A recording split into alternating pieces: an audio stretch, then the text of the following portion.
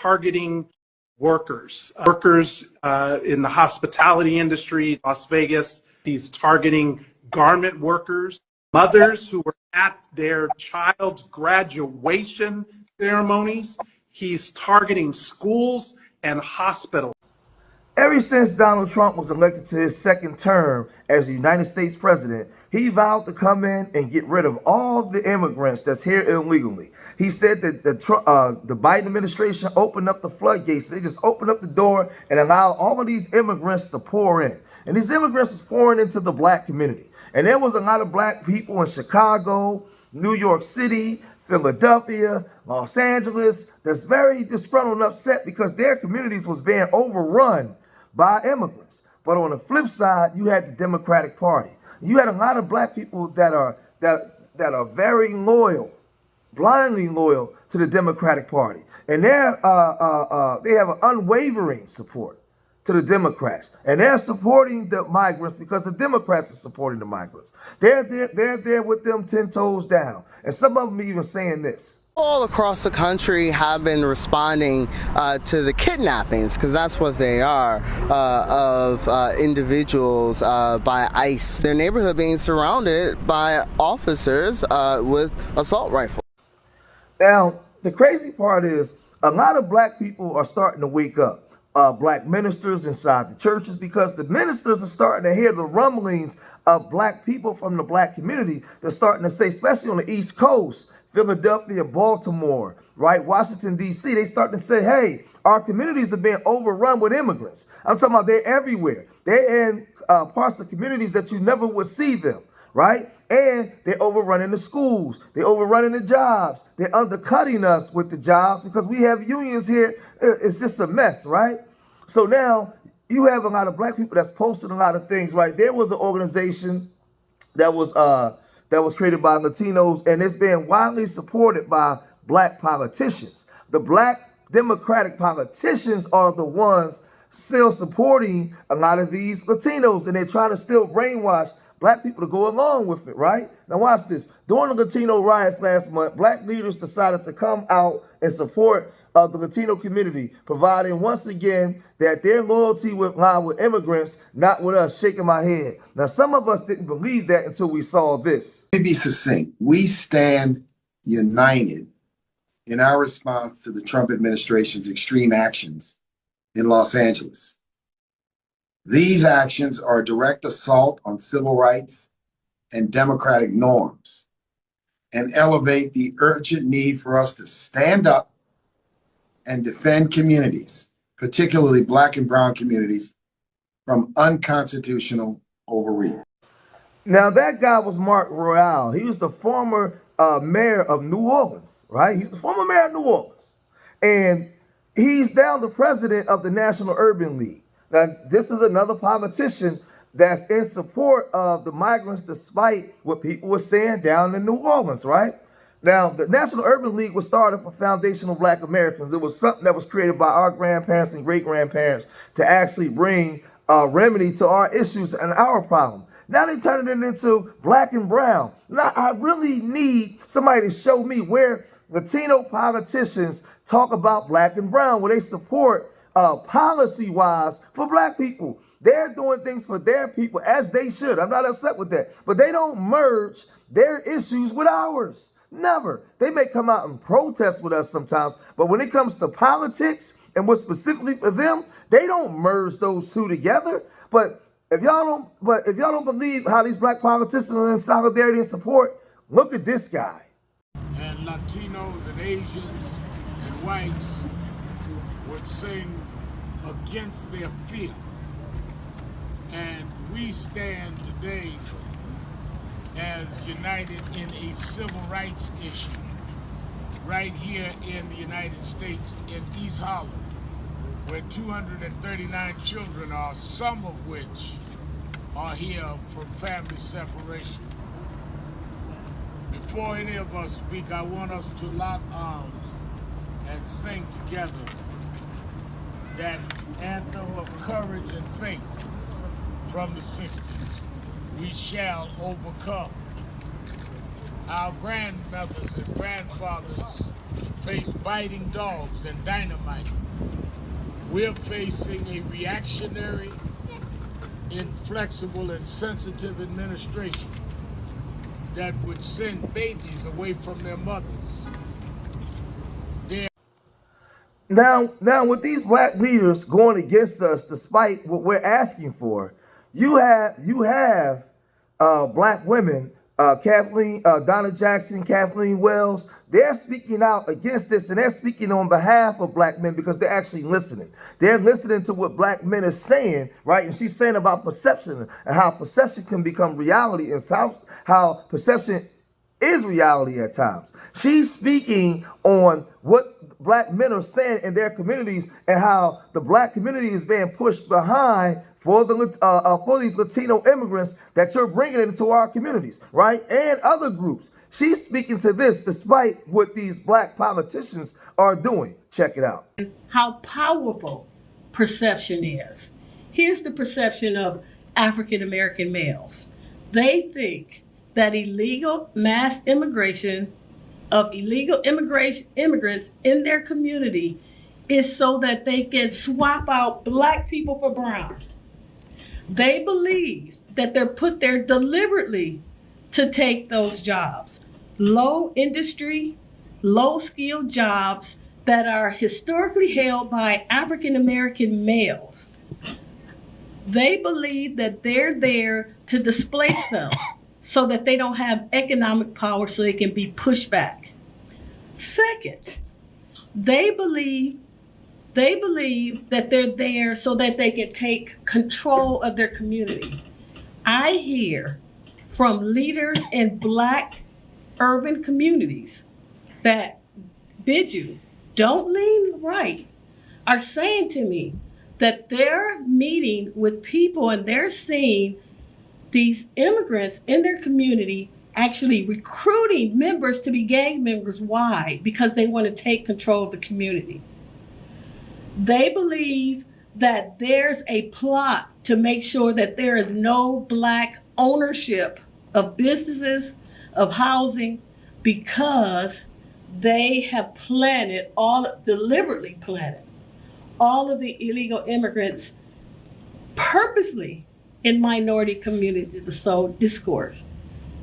The last thing that I would hate to say, but it's true, is that they believe that the left is deliberately setting up a scenario where there's going to be a racial war not between black and white, but between black and brown. The fact that the majority of the illegal immigrants that you've seen in the last year are actually male, military age individuals. A lot of those individuals have been incarcerated, gang members, all of these situations. That we have a community that the Biden, I call him Lock 'em Up Joe, right? He didn't just take fathers out of the house, he took fathers out of the community completely. So there's already a shortage of black males in the community. Now you're putting mass amounts of black army-ready illegal immigrants in there. What do you think is going to happen? Now, perception is a powerful thing. For the first time, you have black males who historically lean left that are all of a sudden moving to the right. Why? Because economically, they're being pushed down the ladder. And see, these women wasn't just talking out their behinds, because look at what these black men are saying. People better understand this. If we don't stand together and we don't make a change, they've already brought the replacements in for us. Yes. If we don't shut the borders in the black community and get all the illegals out of our community, there will be no more black. And for the illegals, it's proper channels to go through. Yeah.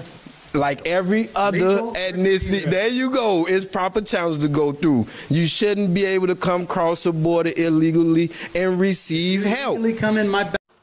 So if you go back as far as 50 years ago, we had black leadership. We had foundational black American leadership. Those were our grandparents that were speaking on behalf of us and our group. You may have one or two immigrants sprinkled in, Shirley Chisholm being one of them. But for the most part, most of our people were of African American descent. Well, there's big changes that's been going on throughout the years, right? And now you have people, again, like I said, that's not speaking for our group. They speaking for the whole. And when these other groups come here, they don't give a damn about what our plight is, right? They're talking like this. Typically, since I've got members of the Congressional Black Caucus here, talking about how some members of our community are feeling disconnected, saying this is not our fight. This is not something that affects us. And also how even if you're not an immigrant, this is about people who are not white. So I feel like the prelude was set during the campaign, right? I'm from Ohio.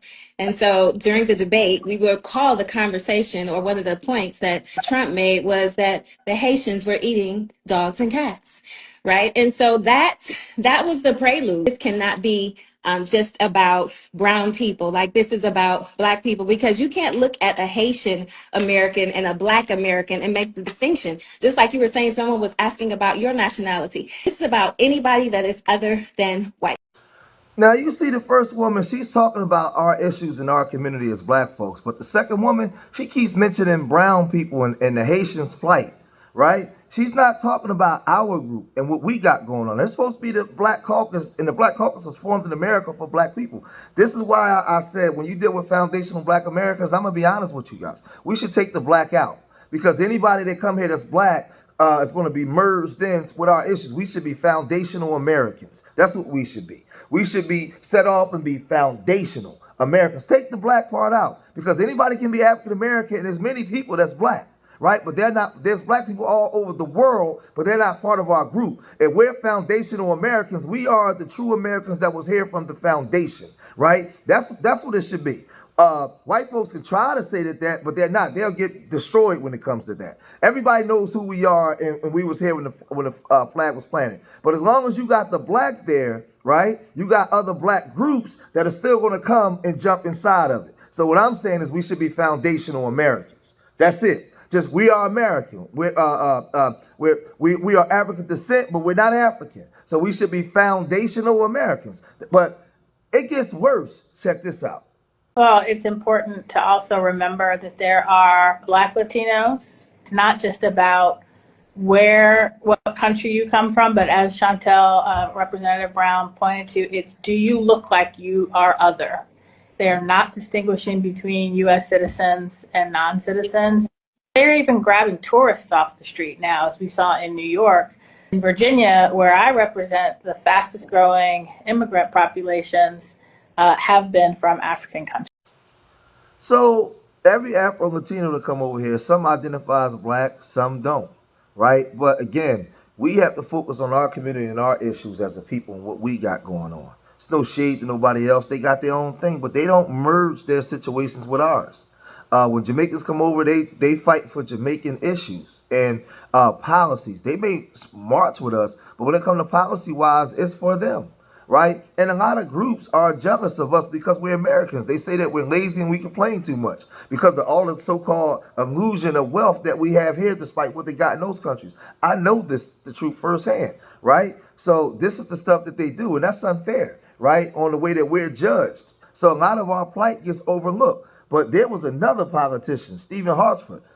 It gets worse. Targeting workers in the hospitality industry, Las Vegas. He's targeting garment workers, mothers who were at their child's graduation ceremonies. He's targeting schools and hospitals through his administration. I'm a son of an immigrant mother who came to the United States with my grandmother to pursue the American dream. This is Caribbean History Month.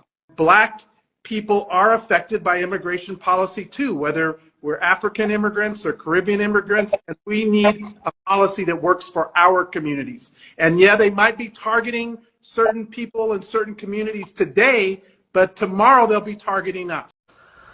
Now, these black politicians are going hard for the immigrants. And if you notice, none of them are talking about foundational Americans, the foundational American communities. None of them. They're not mentioning anything about what we got going on. All they care about is the migrants coming into this country and establishing themselves. That's all they care about. But the sister Donna Jackson and Kathleen Wells, they wasn't finished. They was really going in on the foundational Americans' plight. I'm so used to saying black, and like I said, all of these politicians are black. Everybody's black that comes in. They can come into our community and be black, right? So we have to even distinguish ourselves from the black. We have to distinguish ourselves from African Americans and even the black, because it all gets merged in. So none of them are talking about foundational Americans, the foundational Americans, none of them, right? Check this out, right? So the sister Donna Jackson then was really going in and talking about our plight. Check it out. And rewarded for crossing the border illegally. And that doesn't even include the fact that they get free college. They get free health care. So the perception is actually meeting reality when you see that there are people who have been fighting for freedom. And when you hear people say racism, when you hear black people say racism, what they're talking about is financial freedom, financial stability. I don't feel as financially stable as this person over here that's doing well, or this person over here that can afford all their bills, this person that can take care of their families. And in this sense, black people are being pushed back, illegal immigrants are being propped up. So all of a sudden, individuals that haven't even achieved financial freedom, haven't achieved it, fighting for decades, are now looking at people who have an insurmountable amount of financial freedom. I want to give you another story. I was in Memphis, Tennessee for the last 3 weeks. Federal Express was laying off natural-born citizens to hire illegal immigrants. They were laying them off, not only them, but it was another large company that you would know, laying off legal citizens to replace them with illegal immigrants. In the city of Chicago, the school board is considered a sanctuary city, which means that illegal immigrants get preferential treatment in hiring over natural legal citizens. They automatically get 2 board seats without running on the school board over natural citizens. So this woman is saying they get to go to college for free. They get free health care. They get automatic 2 seats on the school board. FedEx and all these corporations is laying off foundational Americans, white folks, W folks, all these other groups to hire immigrants and migrants. And I keep asking you guys, in the next 10 years, what is the black community going to look like? What is the black community going to look like? Nope. Every video I've done, everybody's leaving comments, but nobody's speaking to that, because a lot of you guys out there are afraid to admit the truth. What is black Chicago, black Philadelphia, black New York City? We already know what black New York City look like. We already know what black Los Angeles look like. But what is black Memphis going to look like? Black New Orleans going to look like? Black Atlanta is going to look like by 2035 to 2040. If we keep allowing this to go this way, and we keep allowing these Democrats to do this to our communities, they're not speaking on behalf of our communities at all. They're fighting specifically for the Latino to become a larger voting bloc.